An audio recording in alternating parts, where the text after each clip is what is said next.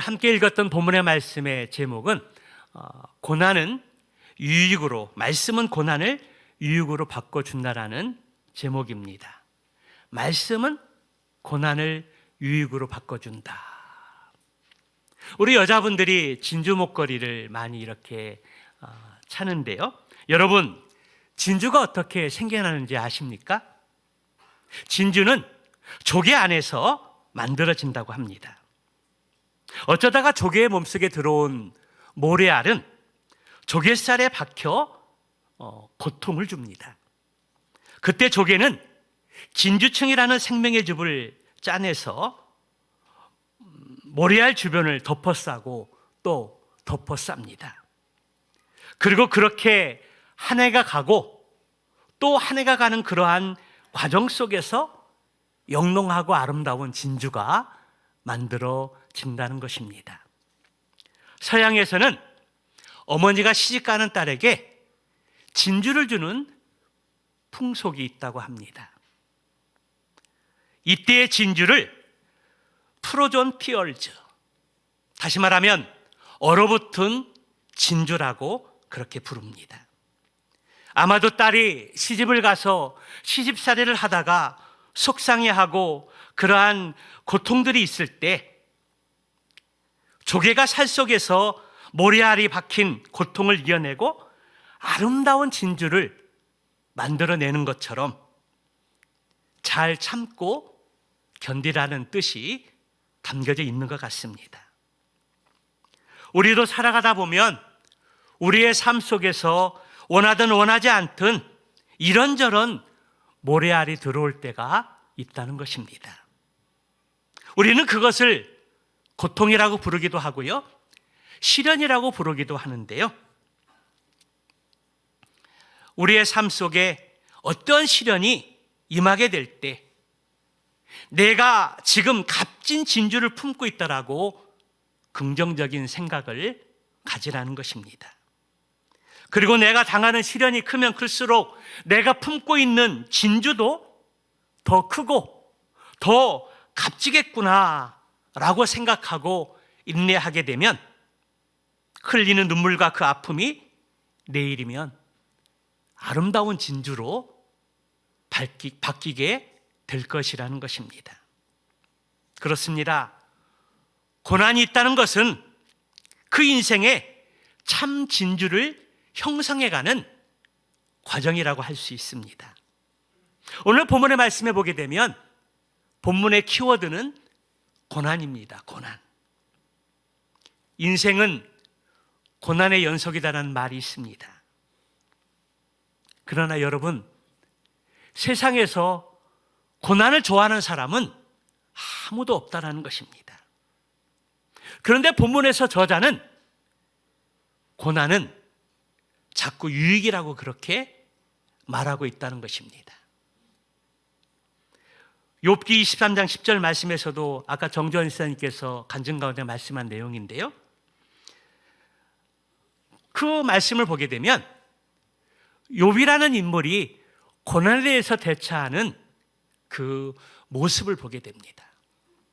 내가 가는 길을 그가 아시나니 그가 나를 단련하신 후에 내가 순금이 되어 나오리라. 욥의 신앙의 고백이라고 할 수 있습니다. 야고보서 1장 2절 3절 말씀에서도 내가 형제들은 너희에게 여러 가지 시험을 당하거든 온전히 기쁘게 여기라. 이는 너희 믿음의 시련이 인내를 만들어내는 줄을 너희가 알미라.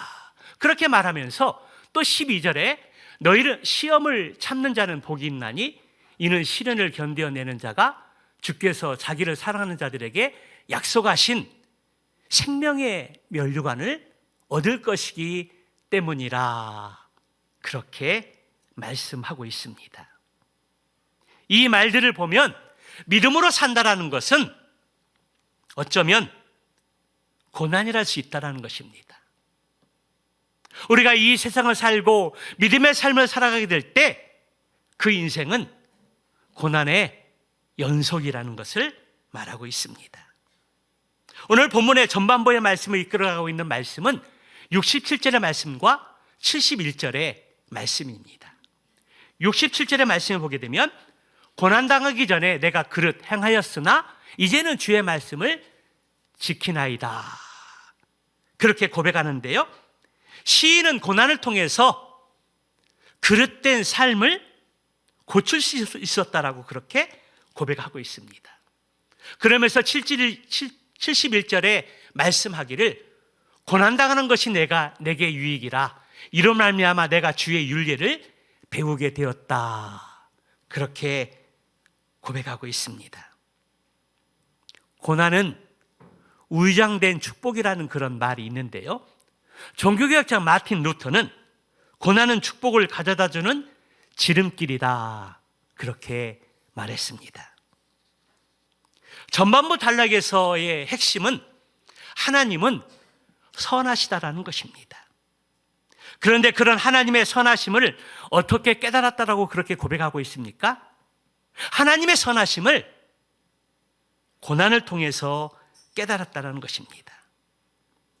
65절에 주의 말씀대로 주의 종을 선대하셨다라고 그렇게 고백합니다. 그러니까 시편 기자에게 임했던 고난의 일들이 하나님께서 시인을 선대한 결과라고 그렇게 말하고 있다는 것입니다. 하나님의 말씀의 원리들은 그것을 신뢰하고 준수하는 자들에게 유익을 위해서 계획된 하나님의 뜻이라는 것입니다. 그런데 그 상황이 고난이라는 것입니다. 고난 가운데 주의 말씀을 시인을 선대한 결과가 고난의 유익이라는 것들을 깨닫게 되었다는 것입니다.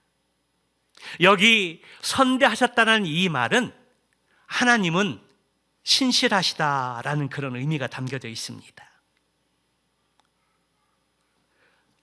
바른 믿음으로 사는 길을 시인은 고난을 통해서 하나님을 경험했다는 것입니다.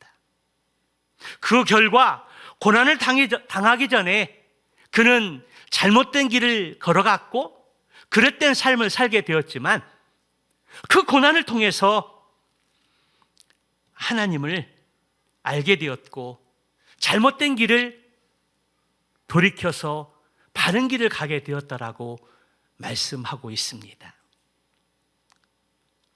그래서 시인은 더욱 주의 말씀을 가르쳐 달라고 그렇게 기도하고 있습니다.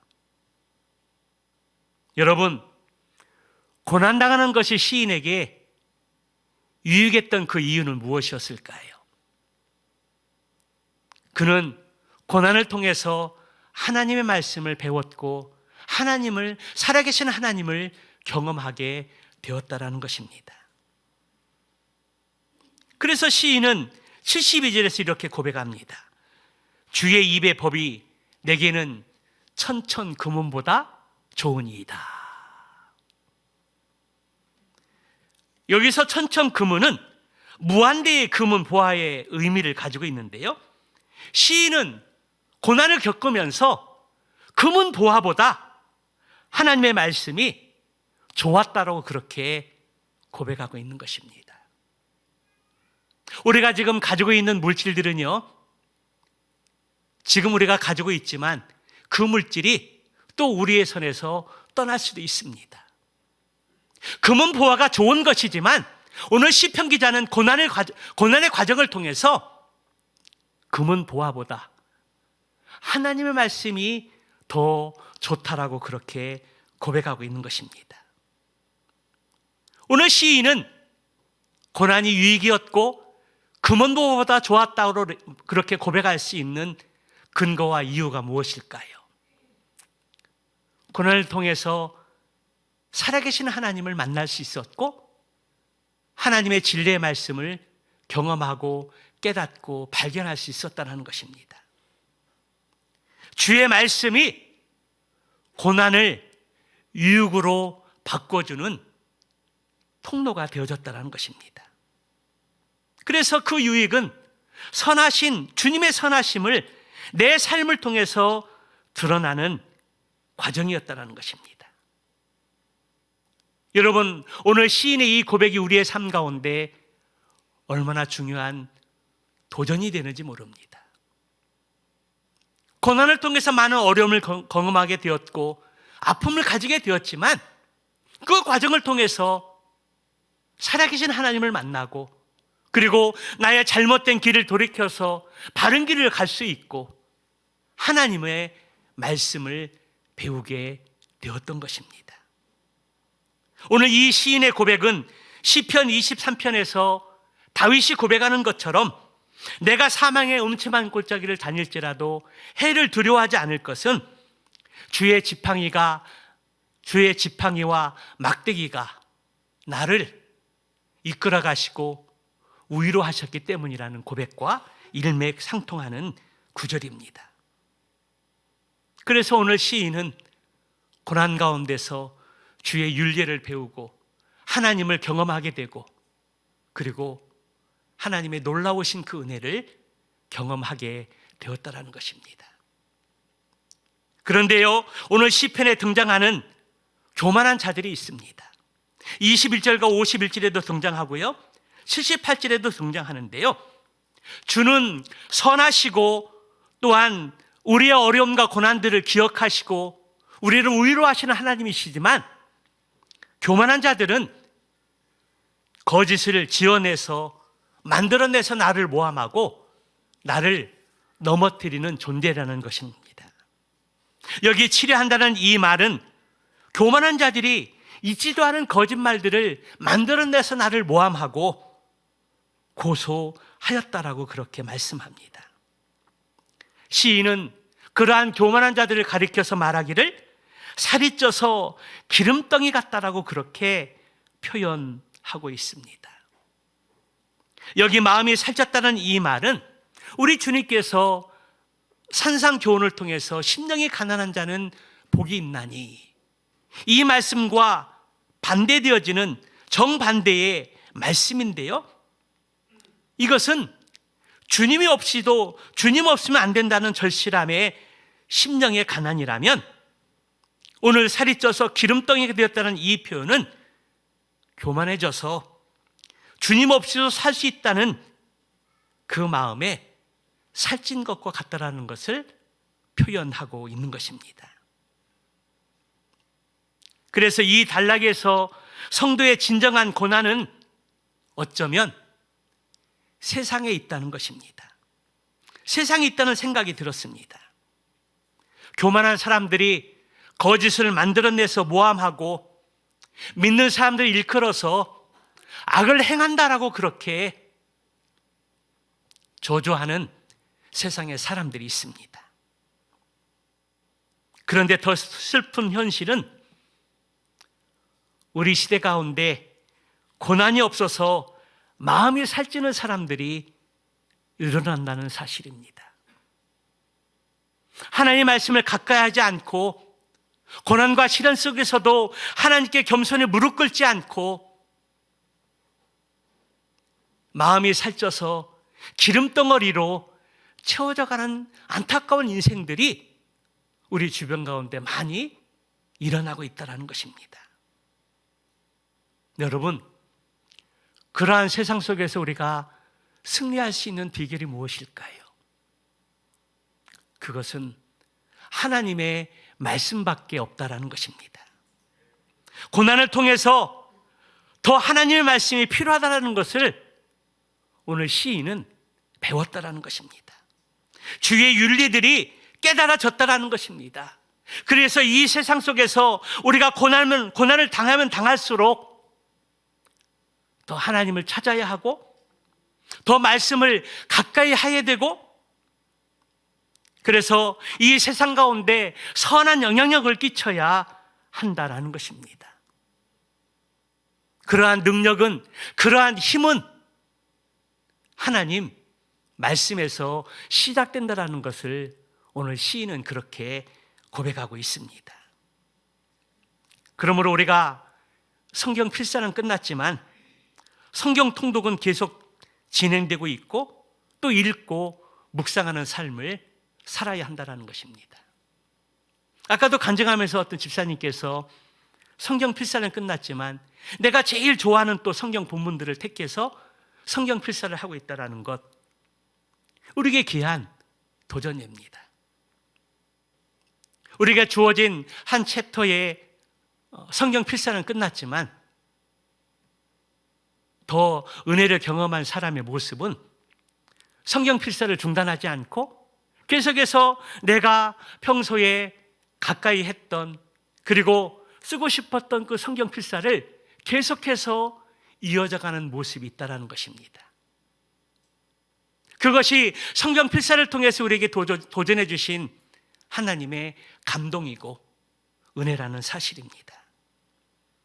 더 나아가서 우리가 매일마다 하루에 3장씩 성경 말씀을 읽고 있는데요, 어제까지 성경 읽기 표대로 성경 말씀을 꾸준하게 읽고 있다면 룻기서의 말씀을 끝내고 오늘부터는 룻기 4장과 사무엘상을 시작하는 본문의 내용입니다.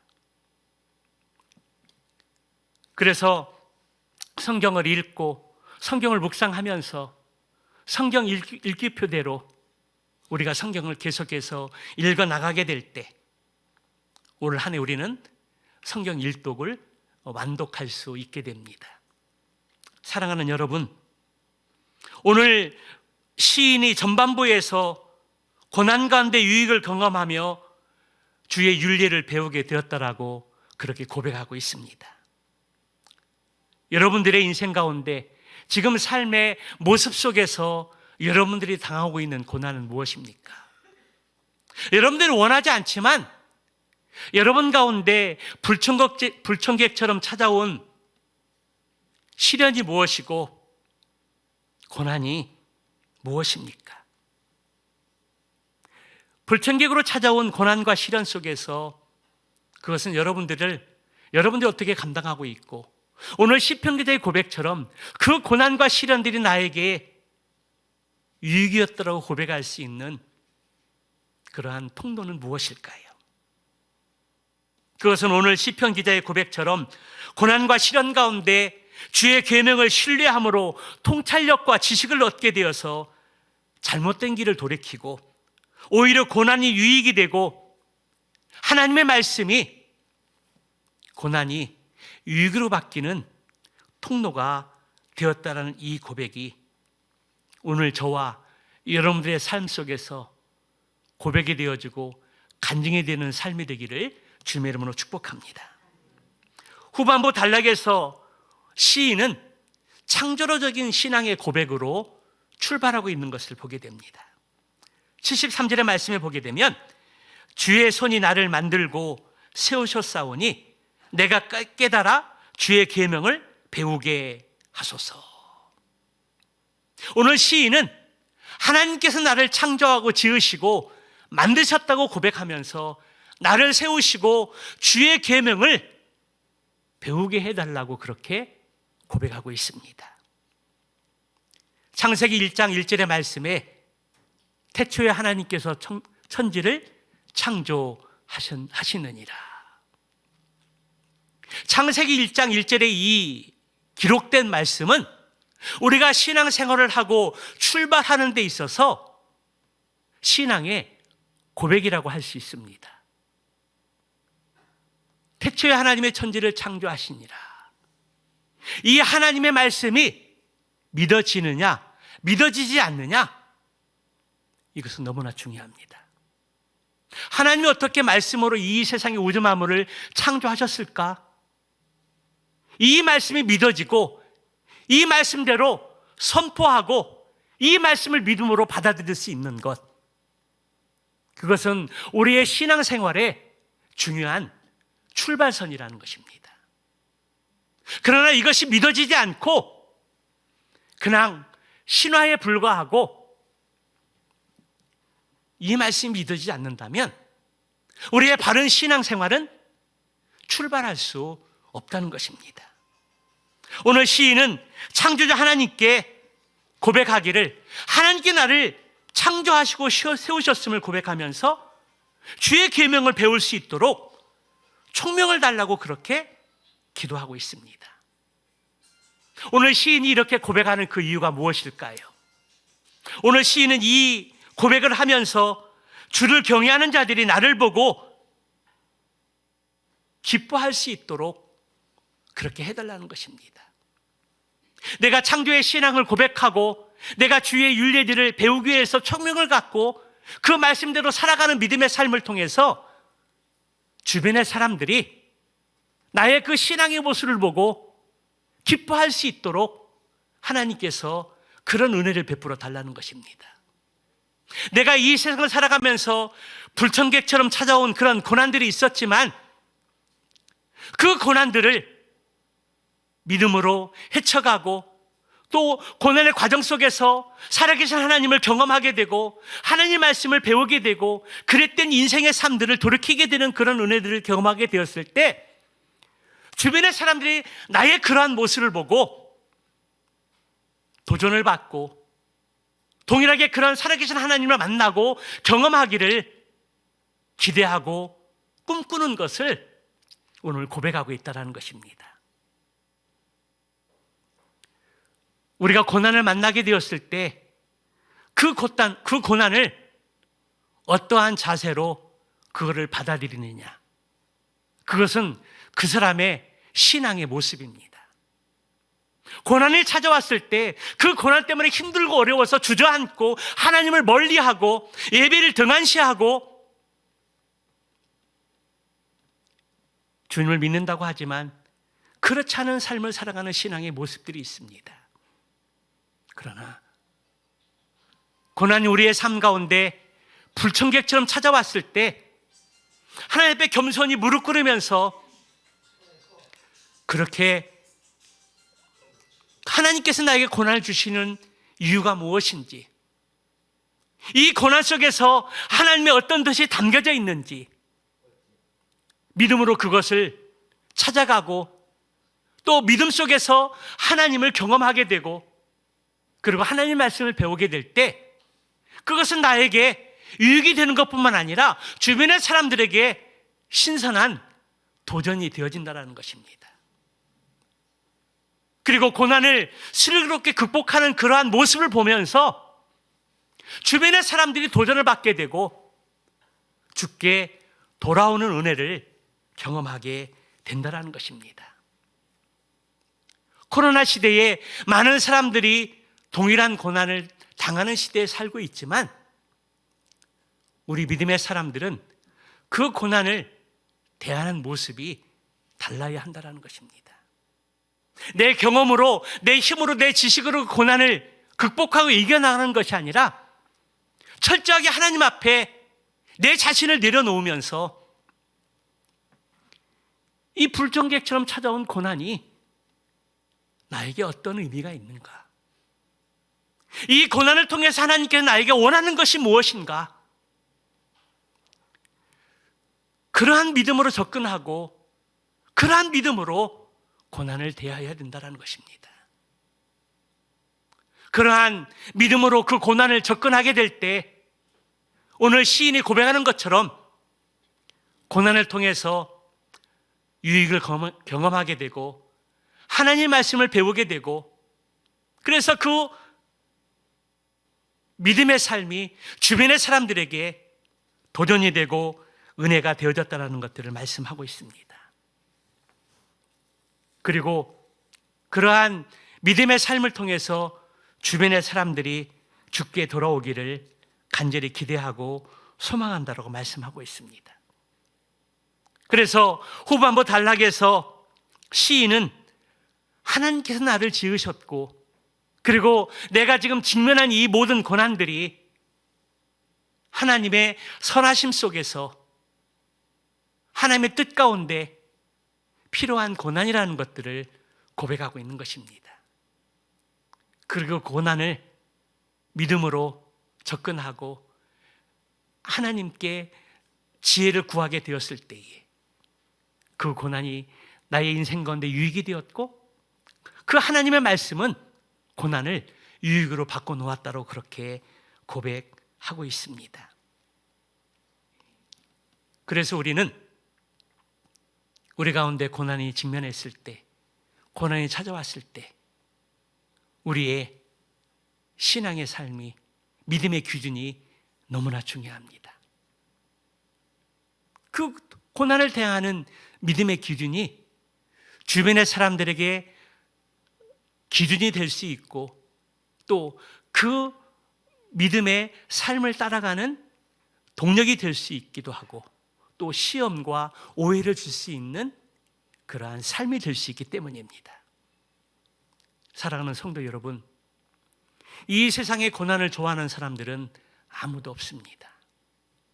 그런데 오늘 시인이 고난이 내게 유익이 되어졌고 하나님의 말씀을 배우는 기회가 되어졌고 혹자의 말처럼 고난은 변장된 축복이다 고백할 수 있었던 것입니다. 2년 전 코로나로 시작해서 이제 많은 시간들이 흐르게 되었을 때 이제 위드 코로나, 함께 코로나를 가져와야 된다는 그러한 말이 있기가 무섭게 변이 바이러스와 오미크론이 급등하는 시기를 맞이하고 그래서 많은 사람들이 힘들고 지쳐하는 모습들을 보게 되었습니다. 그럴 때일수록 우리는 하나님의 말씀과 기도에 집중하면서 이 오미크론이 급등하는 이 상황 속에서 하나님의 뜻이 무엇인가, 이 마지막 시대에 하나님께서 우리에게 원하는 것이 무엇인가를 발견할 수 있고 경험할 수 있어야 한다는 것입니다. 보여지는 대로 해석하고 보여지는 대로 우리가 삶을 살아가는 것이 아니라 보여지는 것 속에서 하나님의 뜻이 무엇인가를 발견하고 그 하나님의 뜻에 순종할 수 있는 믿음이 필요하다는 것입니다. C.S. 루이스는 고통의 문제라는 그 저서에서 그의 관찰을 이렇게 기술하고 있습니다.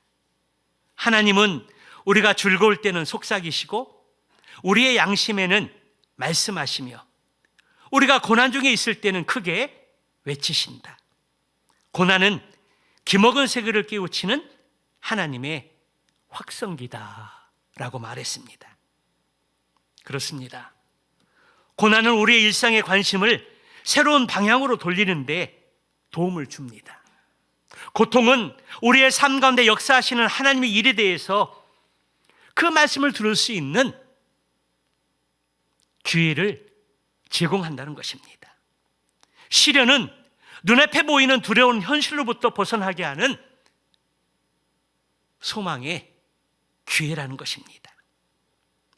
그래서 고난과 시련과 고통은 우리 일상의 생활 속에서 영적 배움의 교실로 바꿔 놓습니다.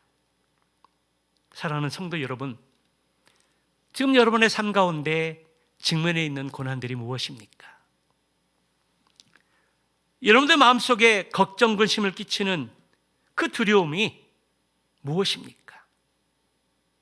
그런 상황 속에서 여러분은 고난을 어떻게 대처하고 있습니까? 그 고난을 대처하는 그 사람의 모습은 믿음의 모습이라는 것입니다. 오늘 시인이 간증한 것처럼 고난이 내게 유익이었다라고 고백하는 이 비결, 말씀이 고난을 유익으로 바꿔놓았다라는 이 간증의 말씀이 우리의 삶이 되기 위해서, 우리의 간증이 되기 위해서 우리가 어떻게 해야 될까요? 그것은 우리가 고난을 당하게 되었을 때, 불청객으로 고난이 찾아오게 되었을 때에 먼저 그 고난을 통해서 하나님이 나에게 원하시는 것이 무엇일까? 이 고난 속에 담겨져 있는 하나님의 뜻이 무엇일까? 기도하면서 하나님의 뜻을 분별할 수 있어야 하고, 나의 잘못을 통해서 찾아온 고난이라면 고난의 대가를 어느 정도 치러야 한다는 것입니다. 그러나 하나님의 선하신 계획 속에서 허락하신 고난이라면 우리는 그 고난의 과정을 통해서 우리의 삶을 점검하는 가운데 내가 끊을 것이 무엇인가, 버리고 돌이킬 것이 무엇인가를 점검해 보면서 믿음으로 하나님의 은혜를 경험하고 또 고난 속에서 하나님이 주시는 유익을 경험하게 되고, 그리고 하나님의 말씀이 고난을 유익으로 바꾸는 놀라운 은혜를 경험하게 될 것입니다. 오늘 바라기는 고난이 내게 유익이 되었다고 고백하는 오늘 이 시인의 고백이 나의 동일한 고백과 간증이 되기 위해서 나는 지금 어떤 믿음을 가지고 있는지, 오늘 우리의 믿음들을 다시 한번 점검하고 돌아보면서 바른 믿음을 세우고, 고난을 이길 수 있는 비결은 하나님의 말씀밖에 없다라는 것, 이 말씀을 우리의 마음에 새기는 가운데 오늘 시인의 이 아름다운 간증과 고백이 동일한 우리의 삶의 고백과 간증이 되시기를 주님의 이름으로 축원합니다. 기도하시겠습니다.